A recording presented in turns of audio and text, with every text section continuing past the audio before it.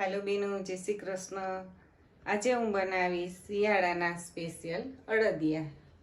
એના માટે ઘી છે, આપણે 1 કિલો અડદનો લોટ મેં દળાવ્યો છે।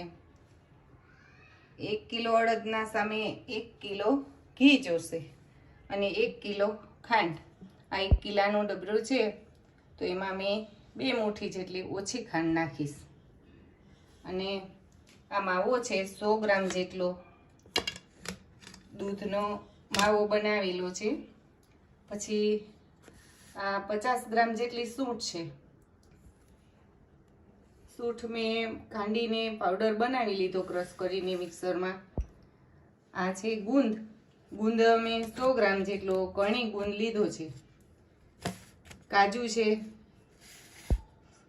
50 ગ્રામ કાજુ, 50 ગ્રામ બદામ અને 50 ગ્રામ કિસમિસ।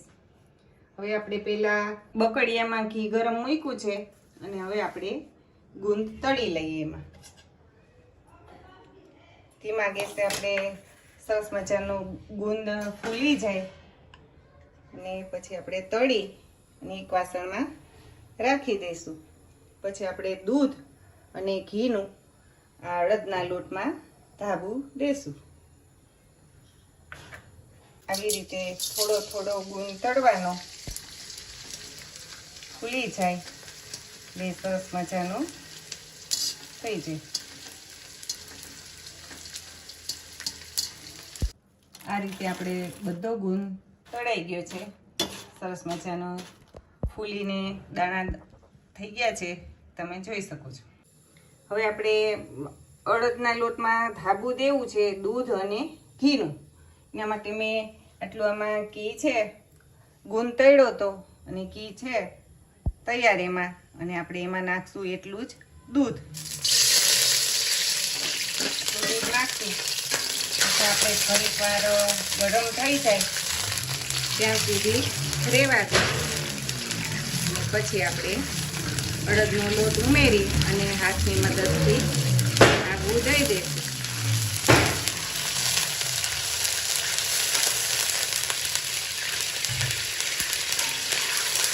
હવે આપણે આ કિલો લોટ છે એ બધો આ રીતે આપણે મિક્સ કરી દઈશું અને ગેસ કરી દઈશું બંધ। પછી પહેલાં આપણે ગરમ છે એટલે થોડી વાર ચમચેથી હલાવશું, પછી હાથથી આપણે આ રીતે આવી રીતના ધાબું દઈ દઈશું, આવી રીતના, એટલે સરસ મજાનું કણીદાર થાય। પછી એક ચાળણીથી આપણે ચાળી નાખશું।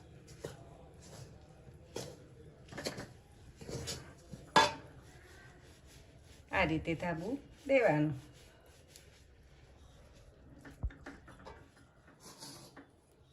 આપણે લાડવા બનાવીએ તો મોણ દઈએ અને અડદિયામાં દૂધ અને ઘીનું ધાબું દેવાનું। જાજો લોટ હોય, ઘી ને દૂધ થોડું હોય એટલે બહુ કાંઈ ગરમ લાગે નહીં। પછી હાથથી આવી રીતના બધું સરસ એક મિક્સ થઈ જાય ત્યાં સુધી મિક્સ કરીને આવી રીતના પછી ચાળણીથી ચાળી નાખવાનું। ધાબું દેવાઈ ગયું છે અને આ રીતે આપણે ચાળી નાખવાનું। આમ હાથથી આપણે ચાળીએ એટલે સરસ મજાનું કણી કણી ચાળણીના કાણામાંથી કણી કણી જેવું નીકળે એટલે સરસ મજાનો અડદિયો કણીદાર બને, તમે જોઈ શકો છો।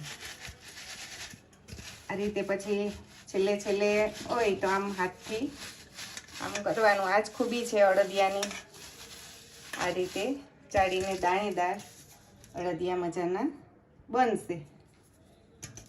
આ રીતે આપણે 1 કિલો અડદના લોટના અડદિયા બનાવવા છે તો આપણે 1 કિલો સામે ખાંડ છે એમાં થોડીક જ ઓછી છે અને એમાં આપણે ખાંડ બુડે એટલું પાણી નાખવાનું છે। અંદાજે 1 લોટામાં 1 કપ જેટલું જ પાણી વધ્યું છે। એ આપણે ધીમા ગેસે ચાસણી બનાવવા મૂકી દઈએ। એ બાજુ આપણે ચાસણી બનશે ત્યાં આપણે લોટ શેકી લેશું. ગેસ ચાલુ કર્યો, એમાં આપણે ઘી ગરમ થાય એટલે આપણે આ લોટ શેકશું. કિલો જેટલું ઘી તો જોશે જ, તો આપણે પહેલાં આટલું ઘી નાખી અને ધીમા ગેસે શેકશું. પછી જોશે એમ વધારે ઘી નાખશું ને અડધું પડતું શેકાઈ જાય. આ રીતે ઘી ગરમ થઈ ગયું છે.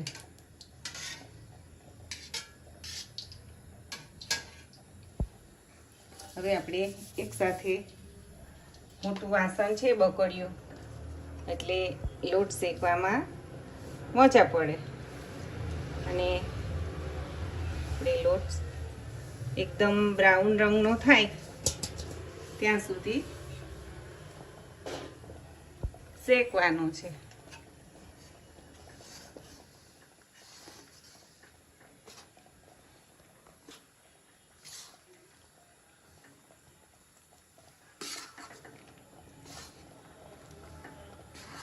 પછી આપણે એમાં ઘી વધારે નાખશું.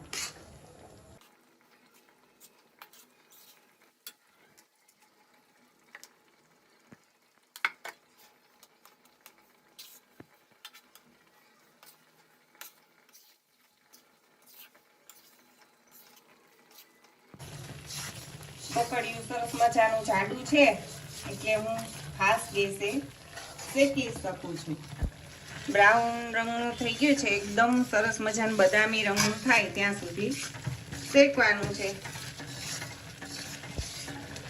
જો તમે જોઈ શકો છો કણીદાર થાય છે, તો આપણે હવે 2 વાર થોડું થોડું દૂધ નાખી અને આ રીતે શેકશું એટલે સરસ મજાની કણી પડે. અને બીજા નંબરમાં અડદિયા સરસ મજાના પોચા થાય. અને અડદિયા જ્યારે બનાવો હોય ત્યારે સરસ દાળ લઈ અને એનો લોટ બનાવ્યો હોય, દળાવ્યો હોય, તો એની અડદિયા આપણે ઘરે બને અને ચોથા પાંચમા ઘરે સુગંધ આવે એવો સરસ અડદિયા બને.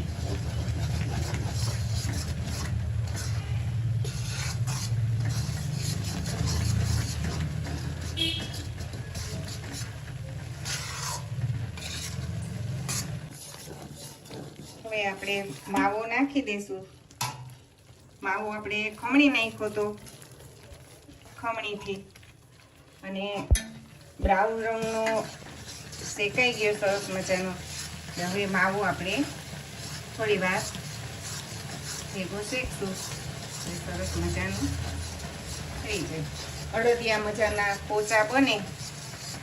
અને ધીમા ગેસે રાખ્યું છે તો એ માવામાં દૂધનો ભાગ હોય એટલે થોડુંક ઉભરો આવે એવું લાગે છે. બાકી તમે જોઈ શકો છો સરસ મજાનું શેકાઈ ગયું છે.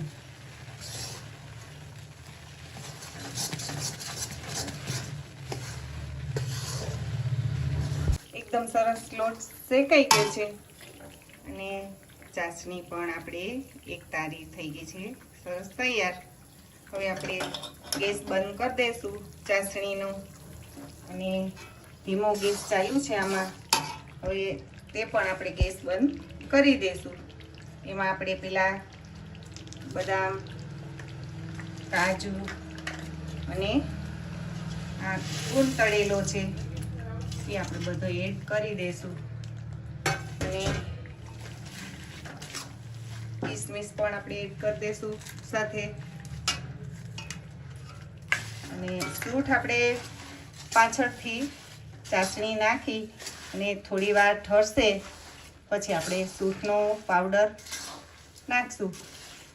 અને ગરમ ગરમ લોટ શેકેલો હોય તો પણ એમાં કાચો ગુંદ શેકી શકાય. એમાં ઉપરથી કાચો ગુંદ એડ કરીને તો પણ ગરમ ગરમ ઘીમાં ગુંદ ફૂલી જાય.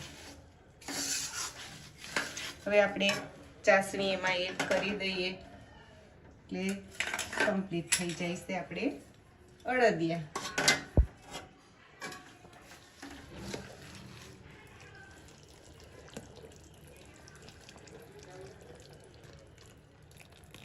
હવે ઠરશે પછી આપણે અડદિયા એક સાથે વાળી લેશું.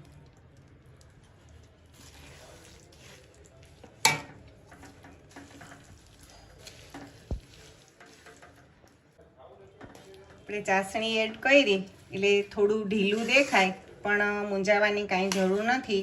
ઠરશે એટલે એકદમ સરસ કઠણ અને ઘટ થઈ જશે.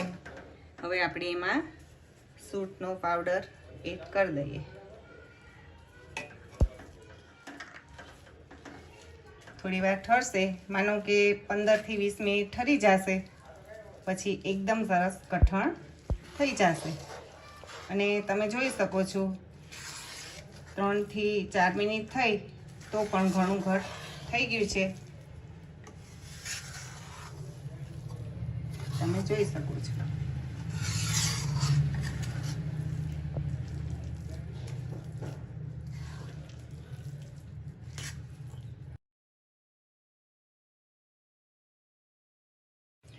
સરસ મચાના તૈયાર થઈ ગયા છે. લચકો તૈયાર થઈ ગયો. હવે આપણે અડદિયાનો શેપ બનાવી લઈએ, એટલે એને અડદિયા કહેવાય. આ ઘી છૂટું પડી ગયું છે સરસ, અને હું અડદિયા બનાવીને તમને બતાવીશ. અડદિયા કોઈ બનાવી શકે, બાકી ઢાળીને પણ એક થાળીમાં ટેપલી પાડીને પણ ચાલે. આ રીતે શેપ બનાવવાનો અડદિયાનો, ને ગરમ ગરમ હોય એટલે થાળીમાં ને થાળીમાં આ રીતે બનાવતા જવાનું. બધા અડદિયા હું એકસાથે આ રીતે બનાવી ને પછી સર્વ કરીને બતાવીશ. તમે મારી રીતના એકવાર જરૂર ટ્રાય કરીને બનાવજો. કોઈ પણ બનાવો અને ક્યારેય કઠણ થઈ જાય એવું લાગે તો બાજુમાં ગરમ દૂધ કરેલું રાખવાનું અને 2 ચમચી નાખવાનું લચકામાં, અને અડદિયો સરસ વળી જાય. કદાચ ને કઠણ થઈ જાય તો, બાકી જરૂર નથી. આપણે મસ્ત બની ગયા છે અડદિયા આ રીતે.